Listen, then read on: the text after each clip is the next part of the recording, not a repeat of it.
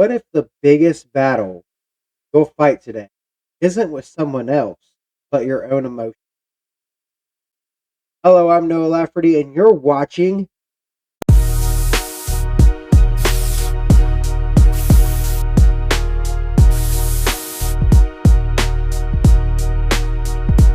Today, we're going to be talking about mastering anger before it masters you. I just want to start by saying thank you for being here. If you listen to episode 1, you know this podcast isn't about pretending to have all the answers. It's about learning together. It's about becoming stronger mentally, emotionally, and personally one day at a time. Today's topic is one that every single person has dealt with at some point in life, and that is anger. Now, let me ask you something. Have you ever gotten so angry that you said something that you could wish you could take back? Have you ever let one bad moment ruin an entire day? Or maybe you've been on the receiving end of someone else's anger and you know just how much it can hurt. If you answered yes to any of those questions, you're not alone. Today, we're going to be talking about anger and what it really is, why it happens, what it does to our minds and bodies, practically having ways to be able to control it. And I'll share some of my own experiences along the way. So let's build our minds together. I want to be honest with you. There have been times in my life where I have let emotions make decisions for me. Sometimes that something would happen that frustrated me, and before I even had time to think, I was already reacting. Sometimes I would raise my voice. Sometimes I'd say things I shouldn't have said. Sometimes I'd stay angry for longer than I needed to. Looking back now, I realized something very important. The situation usually wasn't what caused the biggest problem. My reaction was. I've learned that life will always throw challenges at us. People are going to disappoint us. Plans are going to fall apart. Someone will eventually say something that hurts our feelings. But what really defines us isn't what happens to us. It's how we respond. I still get angry. I'm human. And so are you. We're all going to get angry still, even after this podcast. But there are ways that we can help. The difference now is that I try not to let anger become the one making my decisions. That hasn't happened overnight. I wish it could, but it doesn't. It's taken practice. It's taken mistakes. It's taken learning. And honestly, I'm still learning every day. Now you're probably asking, what is anger? Here's something I think is very important. Anger isn't evil. Anger is an emotion, just like happiness, just like sadness, just like fear. Every single one of us experience it. Every single one of us have to deal with it because we are human. The problem isn't that we become angry. The problem is when anger begins controlling our words, our actions, our decisions. Many times anger is covering up another emotion. Maybe we're hurt. Maybe we're scared. Maybe we're disappointed. Maybe we feel ignored. Or maybe we feel disrespected. And sometimes what comes out of anger actually started as pain. And And understanding that can completely change the way that we respond. Uh, what happens inside of our brain when this happens? Well, researchers have found that when we become angry, the emotional part of our brain can become highly active while the part responsible for careful thinking and decision making has a harder time taking the lead. That's why people sometimes say that they never meant what they said. Um, and I've been known for saying that myself. I didn't mean what I said. I really didn't mean what I said. And I'm sure you've said something like that too. That's why someone can throw something, punch a wall, or send a text they'll regret 5 minutes later. And that's just simple. We all have done it. We have all done something that we regret with anger. The good news is your brain can calm down. One of the fastest ways to help is through slow, controlled breathing. When you slow your breathing, you send signals to your body that immediately danger has passed. That gives your thinking brain a chance to catch up with your emotions. It is a very simple tool, but it's incredibly powerful. And what I mean by this is one thing I can say is I have 5 ways to handle anger. Number 1 is just to pause. You don't have to respond immediately. Not every text needs an instant reply. Not every argument needs to continue. Sometimes the strongest thing you can do is simply pause. Okay, just going to pause for a minute before I handle any kind of situation here. Because if I say this, I might regret it. You know? Just pause. Number 2 is breathe. Take 5 slow breaths. Just breathe in through your nose and breathe out.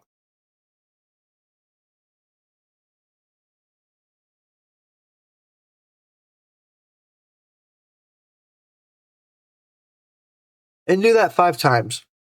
Okay? In through your nose, out through your mouth.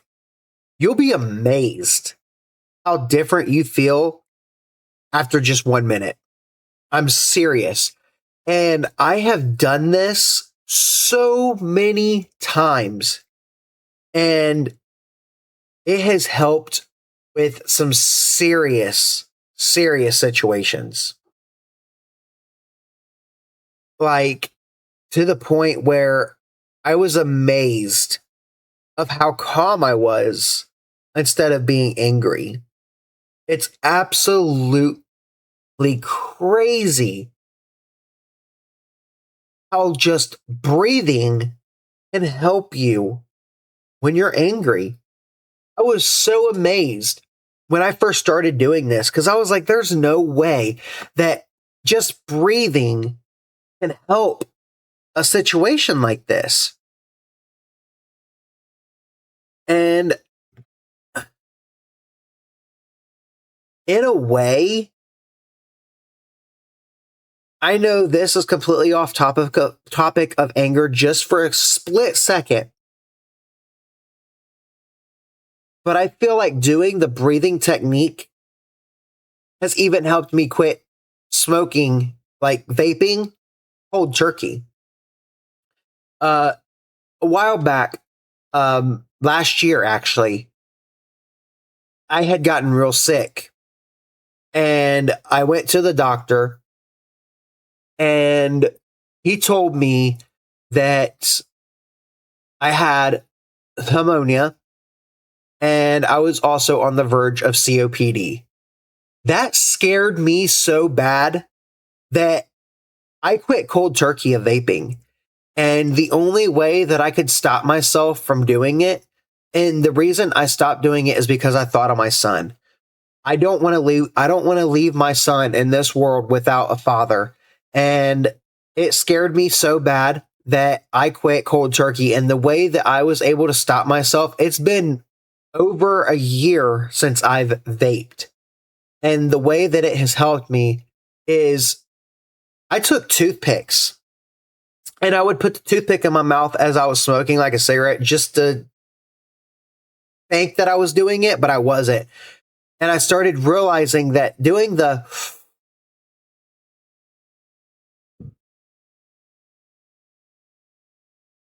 technique was way more powerful than even smoking. And I was like, holy crap, why is this actually working? And it blew my mind of how helpful it actually was. And I have went a year and a half cold turkey without vaping. And I'm very proud of myself for that. Um so yeah.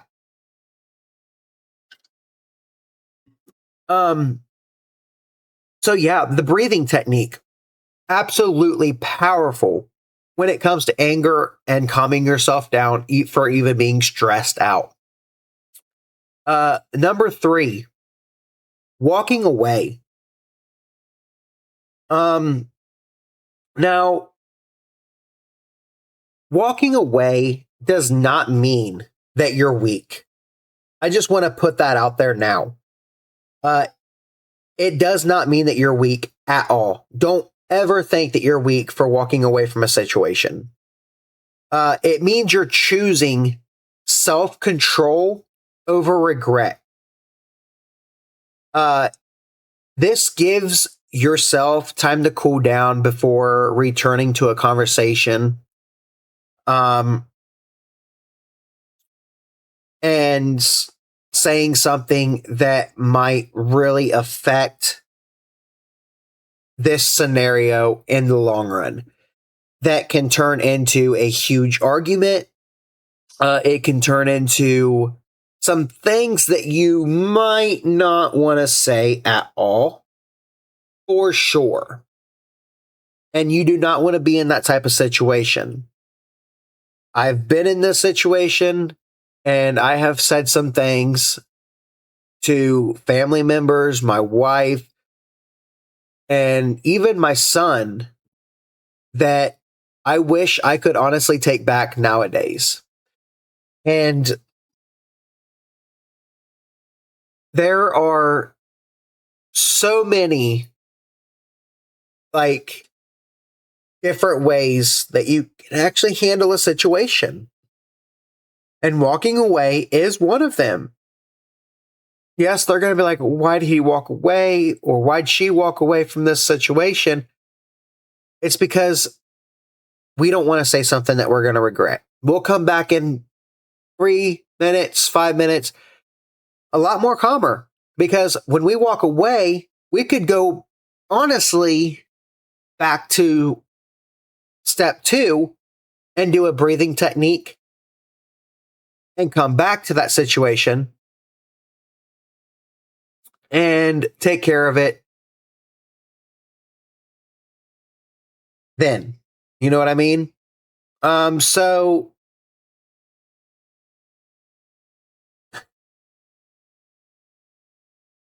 it really helps to not put yourself in that kind of position. Because it's not a situation that you want to be in, especially when it comes to your anger. Walk away for a second if you need to. Uh, Number 4, or actually, let me just say this real quick. This gives you time to cool down before returning to the conversation. Okay. That's why you could walk away. Number 4 is ask better questions. Instead of asking, why is this happening to me? Ask, what's the best way to respond? That's one question that shifts your focus from reacting to thinking. So in like a situation like, let's say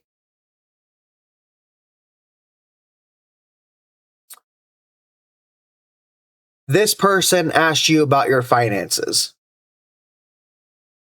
And you know that that person did not mean it in a mean type of way.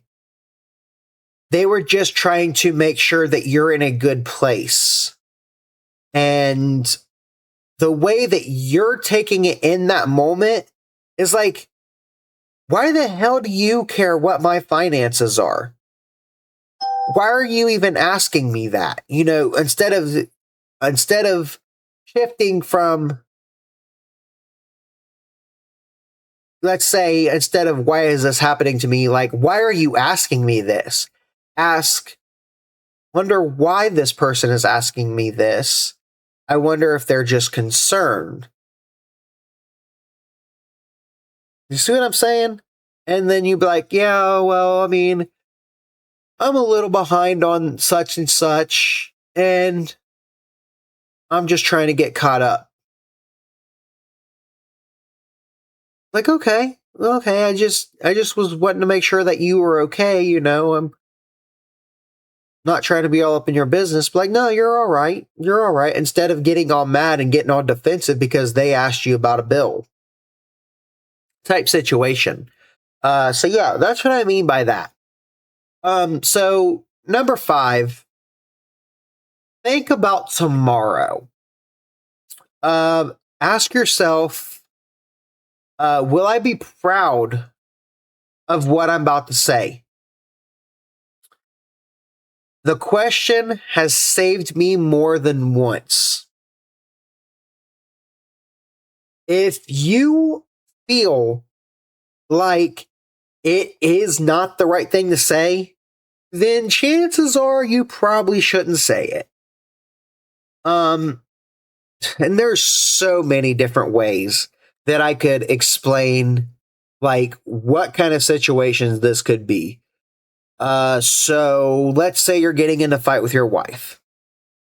And you're in such a bad argument that you say the absolute wrong thing. You're so worked up that you're like, you know what? This, I can't deal with this anymore. I want a divorce. But then you immediately we go back to, I didn't mean what I said. Don't get upset, blah, blah, blah. Are you going to be proud of what you just said tomorrow? Because now you've put yourself in a position where your wife's going to be very, very upset with you for a very long time. And you're going to be in a deep, deep hole. So yeah. And that goes back to stopping, breathing, walking away, and then coming back later on to have the rest of the conversation. Because seriously, think about that. Like, are you going to be proud of what you just said tomorrow? Because you know now you're in a deep hole. So working with these techniques is very, very powerful, and they work so well. And I have learned from these myself. Anger and relationships, the people we love the most are often the ones who see us at our worst. Our spouses, our children, our parents, our closest friends. Sometimes they receive the frustration that really belongs somewhere else. That's why emotional control matters so much.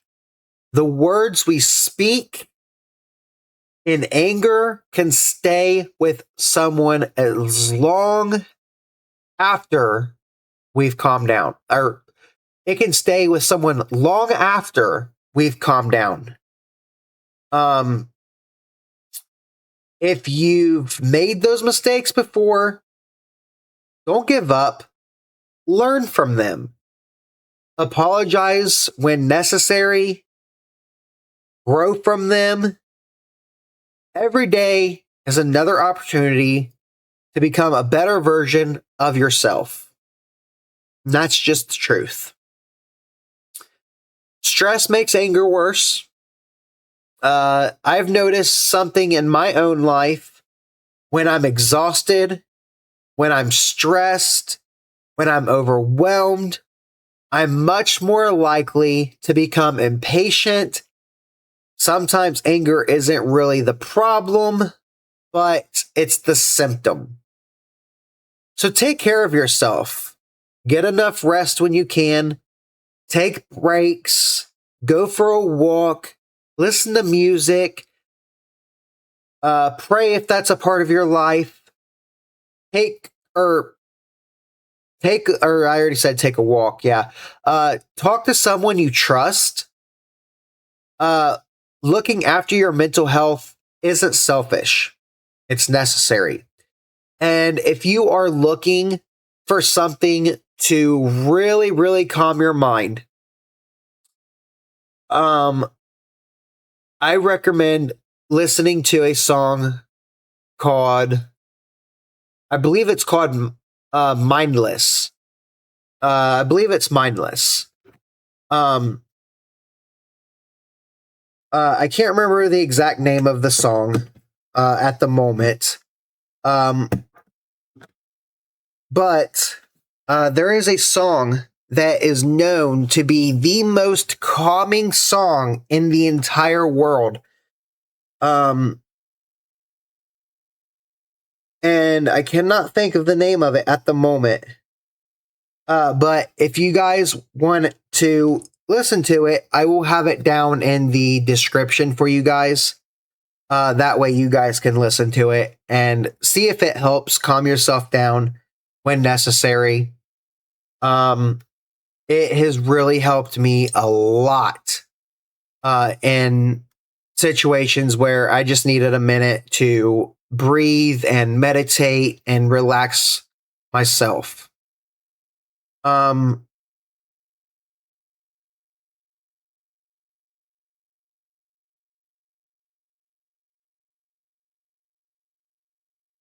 next thing I want to talk about is the power of forgiveness. Sometimes we're angry because we're holding on to something that happened years ago. Forgiveness doesn't mean what happened was okay. It doesn't mean you forget. It means you're choosing not to let the pain control your future. It means you're choosing not to let that pain literally control your future.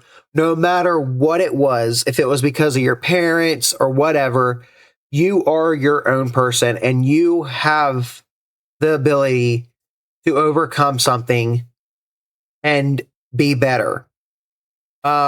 Sometimes the person who needs forgiveness the most is yourself.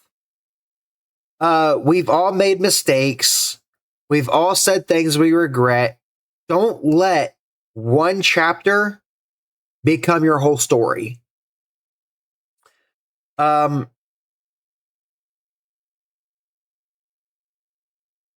Here's something backed by research. Slow, controlled breathing can lower your body's stress response by helping active your relaxation system. That's one reason breathing exercises are often recommended during moments of anger, anxiety, and high stress. Sometimes it's as simple as taking slow breaths for 1 to 2 minutes. Can really make it easier to think clearly before you respond. Never estimate or never underestimate the power of something so simple. There are so many ways that you can actually deal with the anger and stuff. So here's my challenge to you. To help with your anger, for the next 7 days, every time you start feeling angry, stop and ask yourself these 4 questions. What happened? What am I really feeling? How do I want to respond? How will future me be proud of it? Or will future me be proud of it, actually? And write your answers down if you can. It really helps. I've started journaling myself. Again, those questions are: what happened? What am I really feeling? How do I want to respond? And what will future me be proud of? And I actually have written these down, and I have started journaling these to try to better my scenarios in an angry situation. You may start seeing patterns you've never noticed before. And I have. And boy, did that help change it, because of these situations that I have put myself in where I could have done better with these situations. And these patterns has really shown me, like, okay, that's how I can deal with that situation. That's how I can stop myself from being angry in these kind of situations. So I have a question of the week. I'd love to hear from you guys.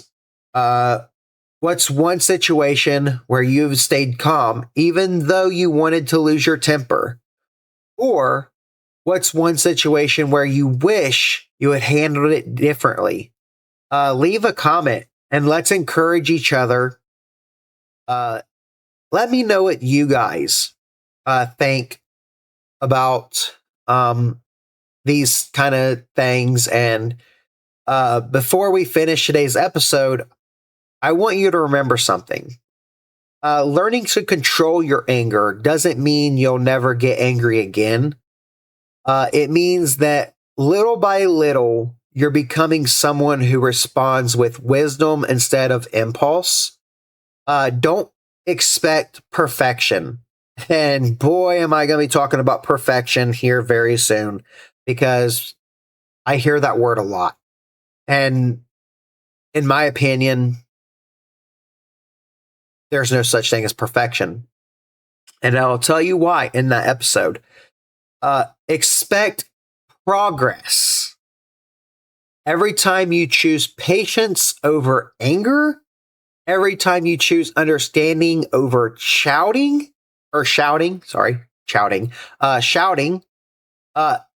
every time you stop, breathe, and think before reacting, you're building a stronger mind. Thank you so much for listening to Building the Mind. If this episode has helped you, share it with someone who might need to hear it themselves. Together, we can build a community of people who want to grow, encourage one another, and become the best versions of ourselves. And remember, every great life starts with one great thought. Keep building your mind, and I'll see you in the next episode. Peace.